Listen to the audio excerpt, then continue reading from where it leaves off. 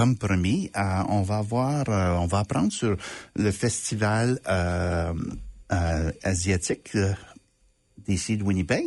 Et puis, Marc-François va les introduire. Alan, on va avoir Marc-François comme intervieweur. Et puis, on va voir Alan et Tommy comme... c'est des cofondateurs du festival. C'est eux qui en connaissent bien.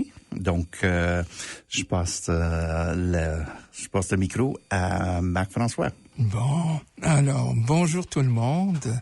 Bienvenue, je m'appelle Marc-François Tremblay, je suis là au nom de Cinémental et je suis ravi aujourd'hui de pouvoir vous présenter davantage d'informations en compagnie d'invités de marque. Et nous allons parler du festival de films Fascination. Et donc, c'est un festival de films remarquable, vraiment, qui a lieu du 1er au 3 mai. Et donc, c'est à la section, le centre Inuit du WAG. Donc, on invite tout le monde à aller visiter le site web qui est fascination.ca. Et là, vous allez pouvoir voir toute la programmation, les bandes annonces, avoir plein d'informations sur les invités de marque aussi qui seront à la cérémonie, soit d'ouverture ou de clôture.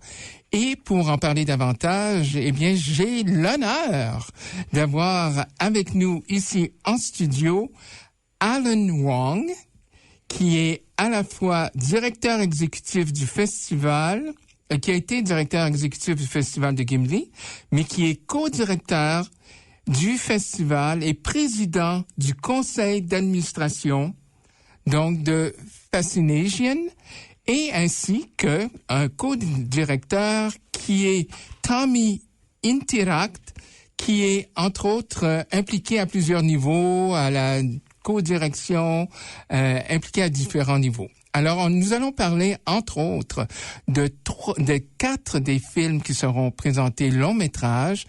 Nous mentionnerons aussi possiblement les courts-métrages et un événement très, très, très spécial. Donc, nous allons commencer avec le premier film qui est présenté au festival. C'est vendredi, donc le vendredi 1er mai. C'est en soirée, on va dire à 19h, vers 19h. Nous allons écouter la bande-annonce du film. C'est le film qui s'appelle Montréal, ma belle. À partir d'aujourd'hui, je vais plus traduire pour toi. Je sais que t'es capable de parler français, fait que force-toi un peu, là. Montréal est comme moi, un exemple.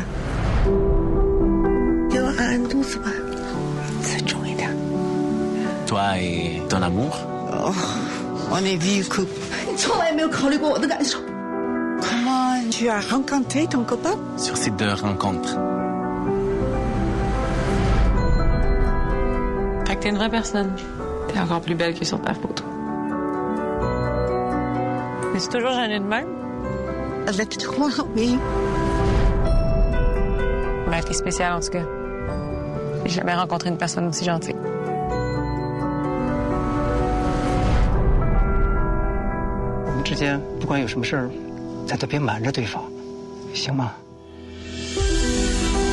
Je m'attendais pas, tu as une copine? Alice, c'est pas ma copine, c'est une amie, ça n'a pas rapport. Et moi, c'est quoi? On n'a jamais dit qu'on était ensemble, c'était pas ça notre deal. 有些事情没有答案，也没有什么对呀错。Comment il t'a menacé? Hey, t'as peur de mentir, OK?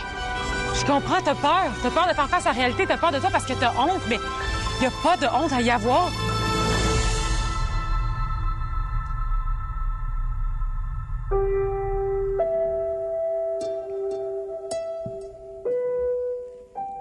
Alors, c'était la bande-annonce du film Montréal, ma belle, Montréal, my beautiful. Mm-hmm. Right. Alors, c'est un film qui va être présenté le 1er mai.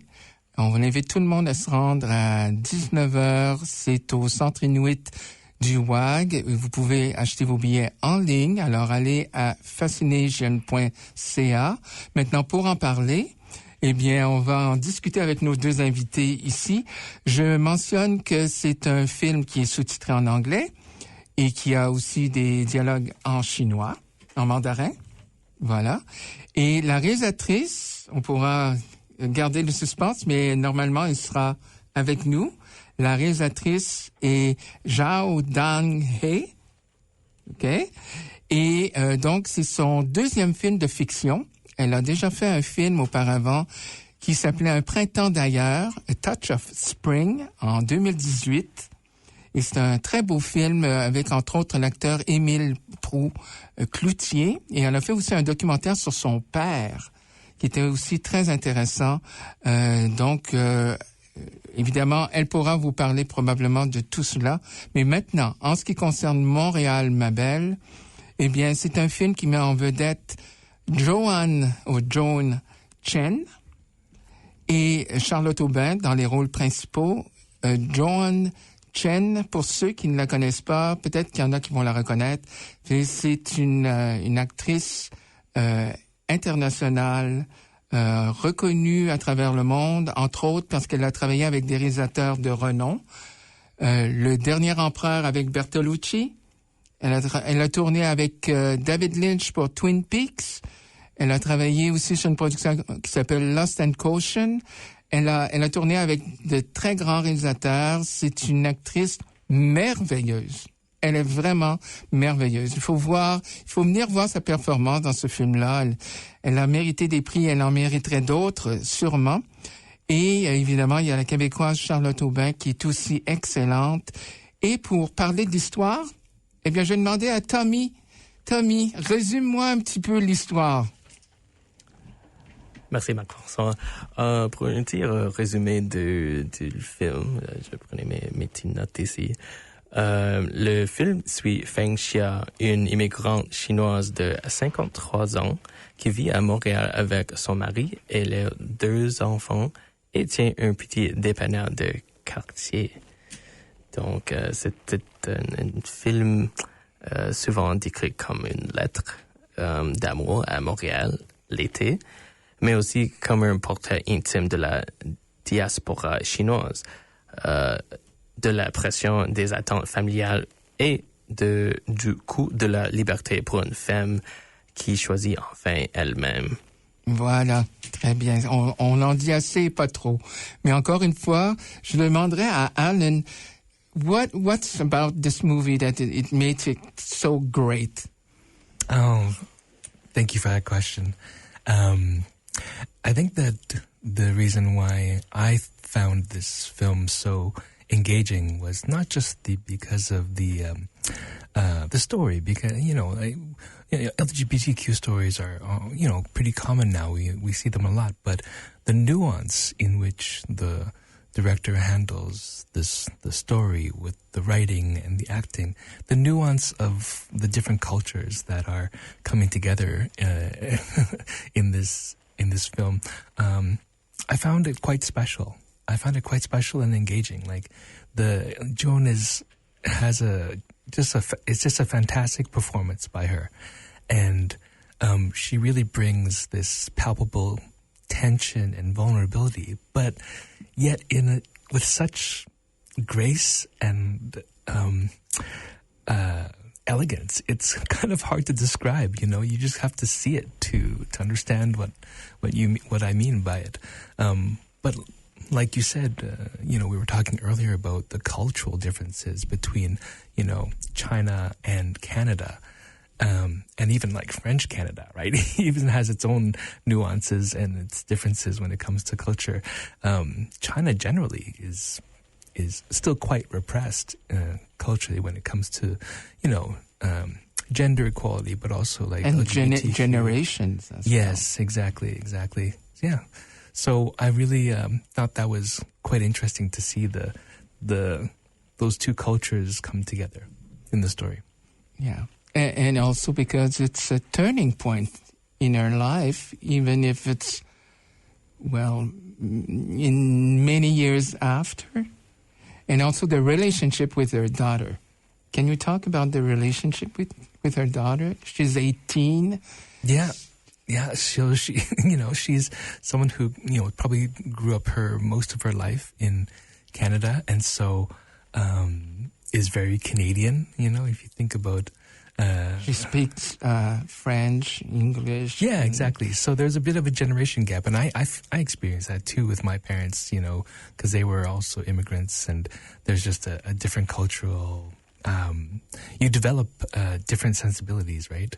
And so there's definitely a culture gap between me and my parents, and you can see it with them and theirs. But that doesn't necessarily mean there's love lost, right? There's still a lot of understanding and love there, but it's just an internal difference. Mm-hmm.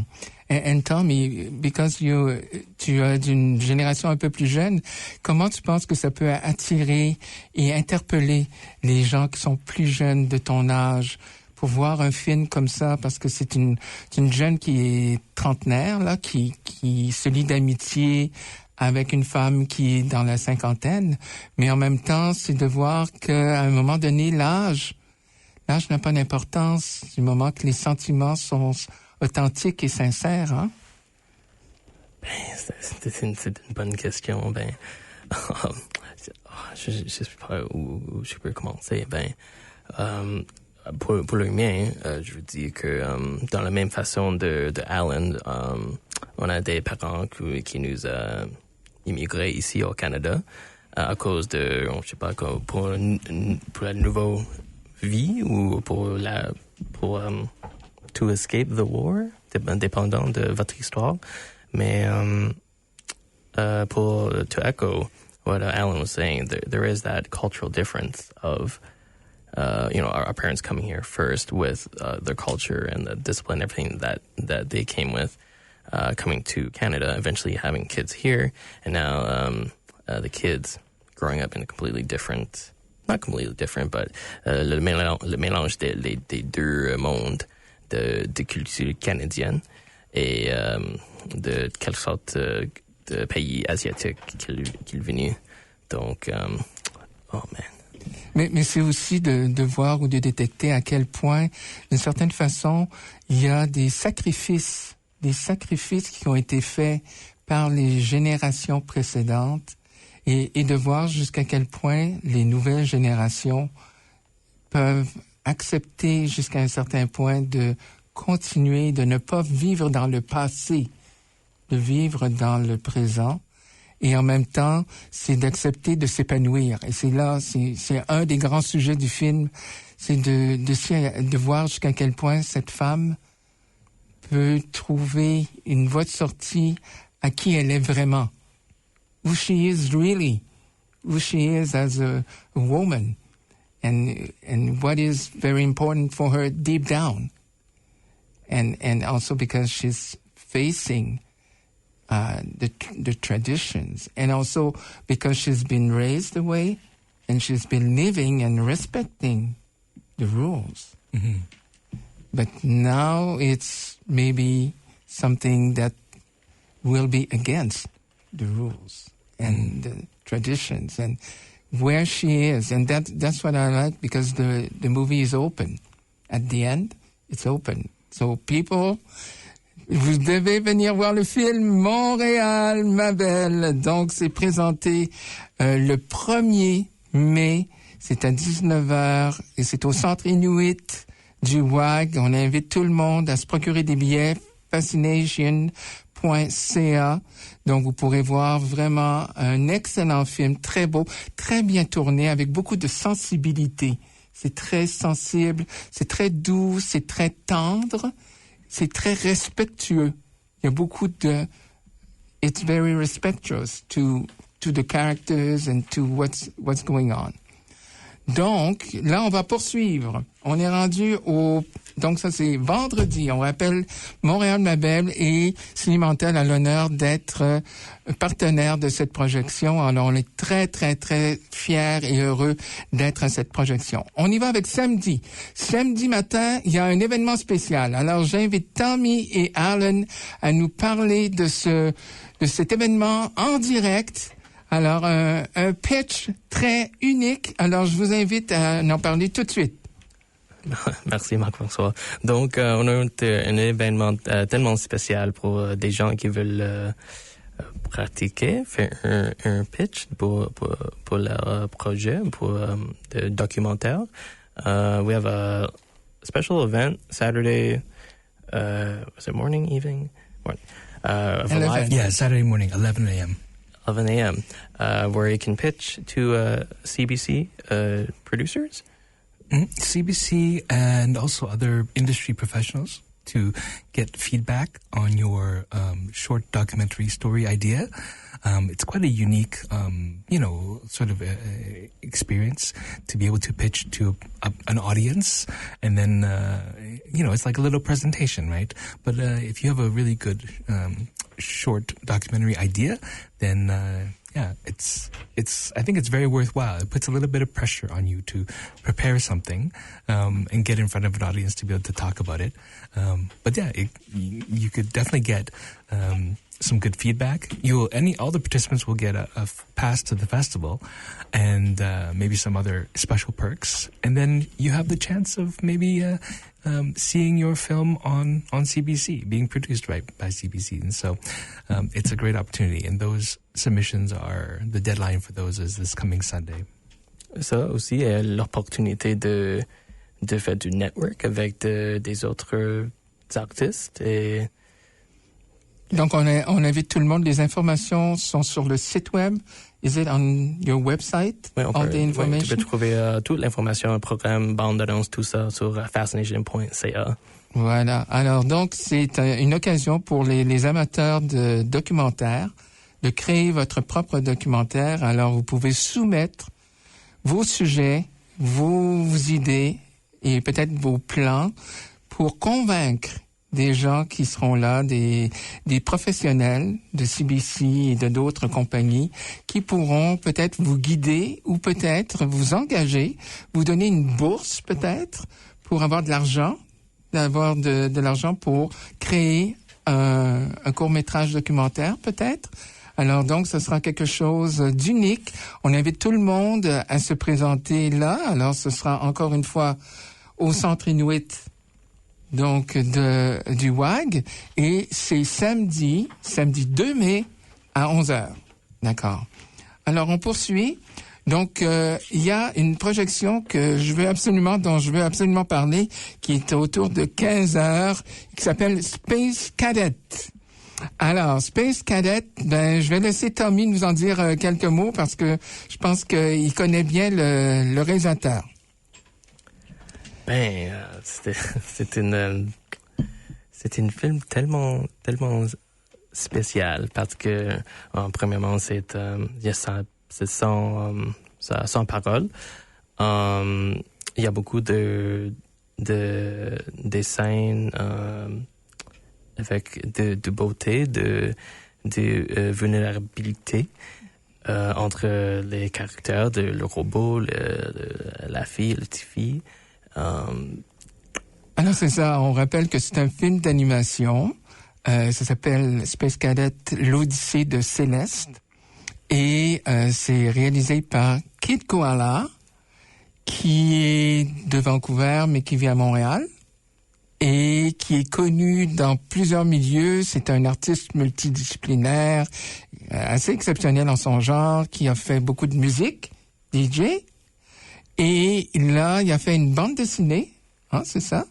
Et inspiré de la bande dessinée, il a fait Space Cadet, qui est l'histoire de Céleste, une jeune fille qui part à l'aventure avec un robot.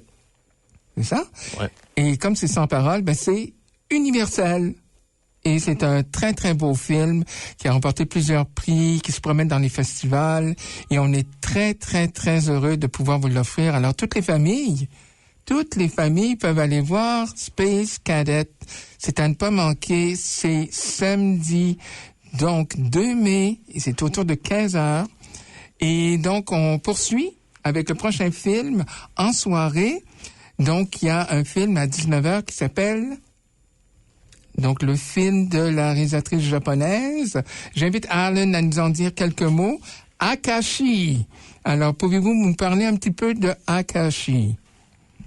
Yeah, so Akashi is a film by Mayumi Yoshida, who is a Canadian-Japanese writer, director, actor, stars in the film as well, and it's her first feature, and it's what an accomplishment. Just a really knockout film that's been winning awards all across Canada, lots of accolades, and she's going to be attending the festival with the producer as well, and they'll do a Q&A afterwards, and I don't want to give too much away about the film itself, but the translation of Akashi is proof.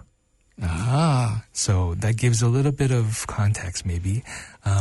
It's quite beautiful. So I can see why it's won all of these awards, and so it's definitely a must-see, I think, for anybody interested. I don't want to give too much away about it. No, but we can say that you're going to travel because she's traveling. She's going to Japan. We can say that. Yes, she goes back to Japan to her grandmother's funeral. That's right. And discovers a family secret that changes her perspective on life, love, loyalty, and what family means. That's right. Yeah. So, alors, c'est à découvrir sans faute. Ça s'appelle Akashi et c'est donc présenté le samedi 2 mai. C'est à 19h30. Et on va parler du prochain film dimanche 3 mai. Et c'est à, je pense, 16h30. Ça s'appelle Cutting Through Rocks. Est-ce que, Alan, parlez-nous-en rapidement. About Cutting Through Rocks. What can you say?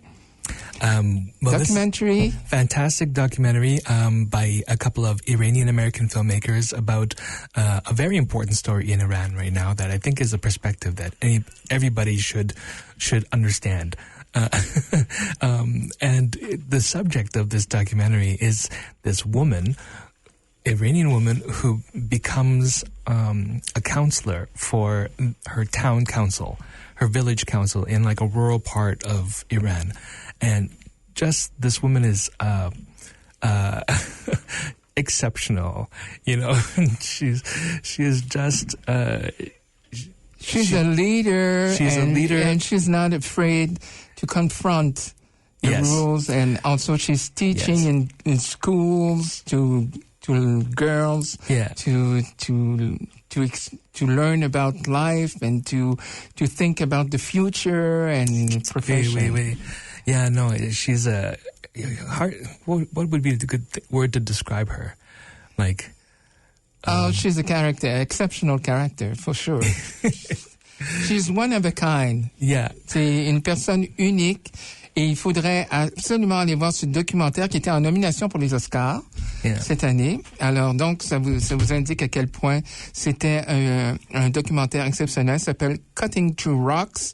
C'est présenté le dimanche 3 mai à 16h30 et c'est donc toujours au même endroit. On dit que c'est au centre Inuit du WAG et c'est un film qui a remporté des prix à Sundance, Vision du réel, et il a remporté le prix du public. Il y a many awards for the documentary Cutting Through Rocks. Alors, on rappelle donc la programmation. Je fais le tour d'horizon rapidement et je vais terminer avec nos invités. Alors, j'y vais avec le premier film Montréal, ma belle, présenté le vendredi 1er mai, et c'est à 19h, et la réalisatrice, the director will be there for Montréal? Yes. Okay, so don't miss it. You can meet Zhao Dan-hei. Et en plus, vous avez samedi matin le live pitch. Donc, si vous voulez devenir un documentariste, alors c'est l'occasion pour vous. En après-midi, à 15h30, c'est Space Cadet. Space Cadet avec un film de Kid Koala. En soirée, donc, le célèbre film maintenant, on peut dire célèbre parce qu'il a remporté tellement de prix, Akashi à 19h30 de Mayumi Yoshida. Alors, c'est un film absolument à voir, meilleur film canadien. Il a remporté plein de prix. Et on termine dimanche avec le documentaire à 16h30 qui s'appelle, donc c'est le 3 mai, Cutting Through Rocks, qui est un film de Sarah Kaki. C'est ça? Sarah Kaki, je pense. Bon. Et donc, on souligne qu'il y a plein de courts-métrages, des productions même du Manitoba qui vont être là. Moi, je salue en passant Sydney Pomarat, parce que son film va être là et je la connais et je l'encourage. Elle présente un très beau film qui s'appelle Dirnia. Et entre autres, évidemment, on invite tout le monde à consulter le site web fascination.ca. Donc, c'est à Winnipeg, du 1er au 3 mai. On espère que tout le monde va se présenter et vont découvrir et apprécier les excellents films qui existent sur à la fois la culture asiatique, mais aussi les liens qu'on peut faire avec le Canada. Alors, c'est à ne pas manquer et on espère que tout le monde profitera de cette occasion. C'est vraiment l'effervescence du mois de mai. Il y a plein de festivals qui vont être en voie de vous présenter d'excellents films. Alors, soyez des nôtres et on espère que tout le monde pourra apprécier et encourager les festivals au Manitoba, entre autres Fascination. Oui, merci beaucoup, Marc-François, pour cette chronique. Et puis, merci à Lynn et Tommy pour nous présenter leur beau festival. Votre 6e, c'est ça? Yeah, our 6th, yeah. Is our 6th year for Winnipeg? Mm-hmm. Yeah. Oui, donc Marc-François, mais il reviendra pour d'autres chroniques parce que il y a aussi, mais comme tu as dit, il y a un autre festival qui se passe au mois de mai. C'est le Festival international juif. Et puis, on aura Karen, j'ai encore voir si ça va être la semaine prochaine ou plus proche du film. Mais Karen Bernstein va venir nous parler du Festival juif, dont une des présentations est ici au CCFM, dans la salle Pauline Boutal, comme cinémental. Et puis, oui, après ça, il y a Cinéma sur les étoiles qui va commencer au mois de juin.